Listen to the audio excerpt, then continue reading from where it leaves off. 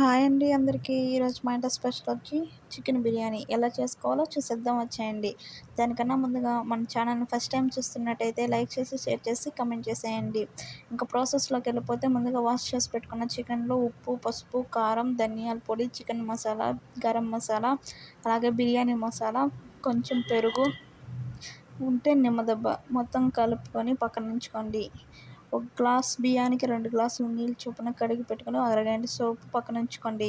ఇంకా stove on చేసి cooker పెట్టి కుక్కర్లో ఆయిల్ వేసి బిర్యానీ దినుసులు, ఆనియన్స్, పచ్చిమిర్చి, అల్లం వెల్లిగడ్డ పేస్ట్ బాగా వాడిన తర్వాత టమాటో వేసి టమాటో మగ్గిన తర్వాత ముందుగానే మనం కలిపి పెట్టుకున్న చికెన్ దాంట్లో వేసి బాగా 50% బాయిల్ అయిన తర్వాత ఒక గ్లాస్కి 2 గ్లాసుల చొప్పున నీళ్ళు పోసి అది బాగా తేలిన తర్వాత మనం ముందుగానే నానబెట్టుకున్న బియ్యాన్ని అందులో వేసి దానిపైన కొంచెం కొత్తిమీర వేసి రుచికి సరిపడ్డ ఉప్పు, కారం సరిపోకపోతే ఇప్పుడు వేసుకొని అడ్జస్ట్ చేయిన తర్వాత కుక్కర్ మూత పెట్టి 2 విజిల్స్ వస్తే టేస్టీ చికెన్ బిర్యానీ అయిపోయింది. నేనైతే ఫుడ్ కలర్ యూస్ చేయడం లేదు, హెల్త్కి అంత మంచిది కాదు కాబట్టి.